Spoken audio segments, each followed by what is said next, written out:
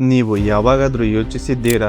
ನಮ್ಮ ಫ್ರೀಡಮ್ ಸ್ಟ್ರಗಲಲ್ಲಿ ನಾವು ಹೆಚ್ಚು ಸಾರಿ ಪುರುಷರ ಬಗ್ಗೆ ಮಾತಾಡ್ತೀವಿ, ಆದರೆ ಅವರು ಮಾತ್ರ ಅಲ್ಲ, ಮಹಿಳೆಯರು ಕೂಡ ಎಷ್ಟು ದೊಡ್ಡ ಸ್ಯಾಕ್ರಿಫೈಸ್ ಮಾಡಿದ್ದಾರೆ.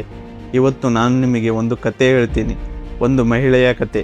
ಯುದ್ಧದಲ್ಲಿ ಸೈನಿಕೆಯಾಗಿ, ನಂತರ ಗೂಢಚಾರಿಯಾಗಿ ದೇಶಕ್ಕೋಸ್ಕರ ಹೋರಾಡಿದ್ದಾರೆ. ಕೊನೆಗೆ ಯಾರಿಗೂ ಗೊತ್ತಾಗದ ಹಾಗೆ ಮರೆಯಾದವರು. ಅವರ ಹೆಸರು ನೀರಾ ಆರ್ಯ.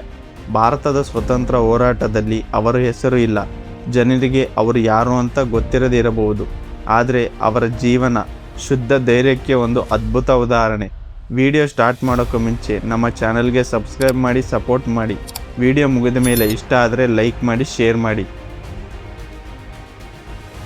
ನೀರಾ ಆರ್ಯ 1902ರಲ್ಲಿ ಜನಿಸಿದರು.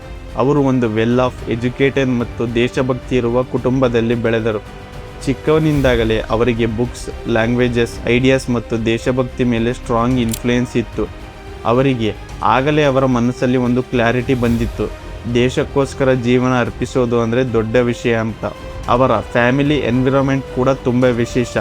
ಬಿಸ್ನೆಸ್, ಎಜುಕೇಷನ್ ಮತ್ತು ದೇಶಭಕ್ತಿ ಡಿಸ್ಕಷನ್ನಿಂದ ಅವರು ತುಂಬ ಕಲಿತರು. ಇಂಥ ಸರೌಂಡಿಂಗಲ್ಲಿ ಬೆಳೆದವರು ನ್ಯಾಚುರಲ್ ಆಗಿ ಇಂಡಿಪೆಂಡೆನ್ಸ್ ಫೈಟ್ ಮಾಡಬೇಕು ಅಂತ ಒಂದು ಜ್ವಾಲೆ ಅವರಲ್ಲಿ ಡೆವಲಪ್ ಆಯಿತು. ಹೀಗೆ ಅವರ ಬಾಲ್ಯದ ಜೀವನ ಮುಗಿಯಿತು.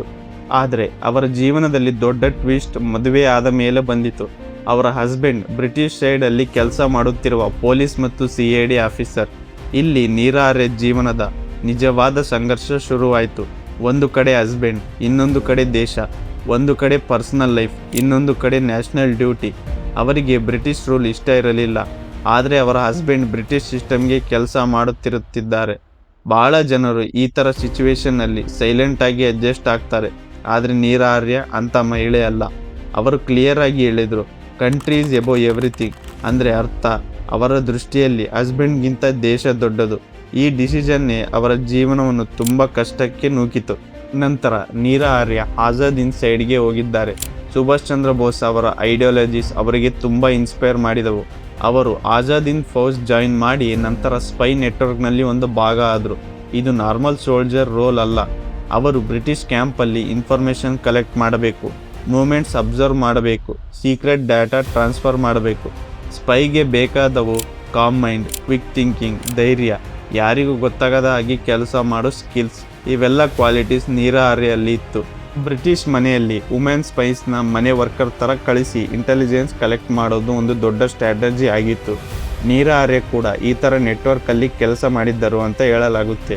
ಅವರು ಬ್ರಿಟಿಷ್ ಆಫೀಸರ್ ಮೂಮೆಂಟ್ಸ್ನ ಅಬ್ಸರ್ವ್ ಮಾಡಿ ವ್ಯಾಲ್ಯುಬಲ್ ಇನ್ಫಾರ್ಮೇಷನ್ನ ಪಾಸ್ ಮಾಡುತ್ತಿದ್ದರು. ಇದು ಕೆಲವೊಂದು ರೆವಲ್ಯೂಷನರಿ ಜೀವನವನ್ನು ಉಳಿಸಿತು ಅಂತ ಕೂಡ ಹೇಳಲಾಗುತ್ತೆ. ಸಿನಿಮಾ ಅಲ್ಲಿ ಸ್ಪೈ ಲೈಫ್ ಗ್ಲಾಮರ್ ಅಂತ ಕಾಣಿಸುತ್ತೆ, ಆದರೆ ನಿಜವಾಗಿಯೂ ಅದು ತುಂಬ ಡೇಂಜರಸ್. ಒಂದು ತಪ್ಪು ಸ್ಟೆಪ್, ಒಂದು ತಪ್ಪು ನೋಟ, ಲೈಫ್ ಮುಗಿಯಬಹುದು. ಆದರೆ ನೀರಾ ಆರ್ಯ ಪ್ರತಿದಿನ ಈ ಅಪಾಯವನ್ನು ಎದುರಿಸ್ತಾ ಇದ್ದರು. ಕ್ರಮೇಣ ಅವರ ಹಸ್ಬೆಂಡ್ಗೂ ಕೂಡ ಸಂದೇಹ ಬರೋಕ್ಕೆ ಸ್ಟಾರ್ಟ್ ಆಯಿತು. ಒಂದು ದಿನ ನೀರಾ ಅವರ ಗಂಡ ನೇತಾಜಿಗೆ ಅಪಾಯ ಉಂಟು ಮಾಡಲು ಅವರು ಪ್ರಯತ್ನ ಮಾಡುತ್ತಿದ್ದರು, ಅಂದರೆ ಸಾಯಿಸೋಕೆ ಟ್ರೈ ಮಾಡಿದ್ರು ಅಂತ ಹೇಳಲಾಗುತ್ತೆ. ಆ ಸಮಯದಲ್ಲಿ ನೀರಾ ಆರ್ಯ ಬೇಗನೆ ರಿಯಾಕ್ಟ್ ಮಾಡಿದ್ರು. ಅವರು ತಮ್ಮ ಹಸ್ಬೆಂಡ್ ಮೇಲೆ ಕತ್ತಿಯಿಂದ ಅಟ್ಯಾಕ್ ಮಾಡಿ ನೇತಾಜಿ ಅವರನ್ನು ರಕ್ಷಿಸಿದ್ದಾರೆ. ಈ ಮೂಮೆಂಟ್ನಲ್ಲಿ ಅವರು ನಿಜವಾದ ಪರ್ಸನಾಲಿಟಿ ಕಾಣಿಸುತ್ತೆ. ಪರ್ಸನಲ್ ರಿಲೇಷನ್ಗಿಂತ ಡ್ಯೂಟಿ ಮುಖ್ಯ. ಅವರ ಉದ್ದೇಶ ಸಿಂಪಲ್, ದೇಶಕ್ಕೋಸ್ಕರ ಯಾರನ್ನಾದರೂ ತ್ಯಾಗ ಮಾಡಬೇಕು, ಅದು ನಿನ್ನ ಹಸ್ಬೆಂಡ್ ಆದರೂ ಕೂಡ. ಇವಾಗ ಜನ ಅವರನ್ನು ಫಿಯರ್ಲೆಸ್ ಲೇಡಿ ಅಂತ ಕರೆಯೋದಕ್ಕೆ ಸ್ಟಾರ್ಟ್ ಮಾಡಿದರು. ಕೆಲವರು ನಾಗಿಣಿ ಅಂತ ಕೂಡ ಕರೆಯುತ್ತಿದ್ದರು. ಅಂದರೆ ಅರ್ಥ ವೇಗವಾಗಿ, ಶಕ್ತಿಶಾಲಿ, ಅಪಾಯಕಾರಿ ಹೆಣ್ಣು ಅಂತ ಅರ್ಥ. ಹಸ್ಬೆಂಡ್ ಮೇಲೆ ಅಟ್ಯಾಕ್ ಮಾಡಿದ ಮೇಲೆ ನೀರಾ ಆರ್ಯ ಬ್ರಿಟಿಷ್ ಕೈಯಲ್ಲಿ ಸಿಕ್ಕರು.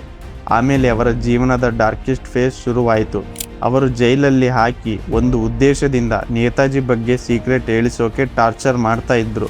ಮೊದಲು ಥ್ರೆಟ್ಸ್, ನಂತರ ಪನಿಷ್ಮೆಂಟ್, ಆಮೇಲೆ ಇಮೇಜ್ ಮಾಡೋದಕ್ಕೆ ಆಗದ ಕ್ರುಯಲಿಟಿ. ಬ್ರಿಟಿಷ್ ಆಫೀಸರ್ಗೆ ಒಂದು ನಂಬಿಕೆ, ಯಾರಾದರೂ ಒಂದು ಪಾಯಿಂಟಲ್ಲಿ ಬ್ರೇಕ್ ಆಗ್ತಾರೆ. ಆದರೆ ಅವರಿಗೆ ಗೊತ್ತಿಲ್ಲ, ನೀರಾ ಆರ್ಯ ಥರ ಜನರು ಬ್ರೇಕ್ ಆಗೋಲ್ಲ ಅಂತ. ದಿನಗಳು ಹೋಗ್ತಾ ಇದೆ, ಟಾರ್ಚರ್ ಹೆಚ್ಚಾಗುತ್ತಾ ಇದೆ, ಬಾಡಿ ವೀಕ್ ಆಗುತ್ತೆ, ಆದರೆ ಮೈಂಡ್ ಮಾತ್ರ ಸ್ಟ್ರಾಂಗ್. ಕೆಲವೊಂದು ರಿಪೋರ್ಟ್ ಪ್ರಕಾರ ಅವರಿಗೆ ಅತ್ಯಂತ ಕ್ರೂರತ್ವವಾದ ಟಾರ್ಚರ್ ಕೂಡ ಮಾಡಿದ್ದಾರೆ, ಬ್ರೆಸ್ಟ್ ಕಟ್ ಮಾಡಿದ್ರು ಅಂತ ಕೂಡ ಹೇಳಲಾಗುತ್ತೆ. ಆದರೆ ನೀರಾ ಆರ್ಯ ಒಂದು ಸೀಕ್ರೆಟ್ ಕೂಡ ಹೇಳಲಿಲ್ಲ. ಫಿಸಿಕಲ್ ಪೇನ್ ಬಾಡಿನ ಹರ್ಟ್ ಮಾಡಬಹುದು, ಆದರೆ ಮನಸ್ಸು ಮತ್ತು ನಂಬಿಕೆನ ಮುರಿಯಲ್ಲ ಅಂತ.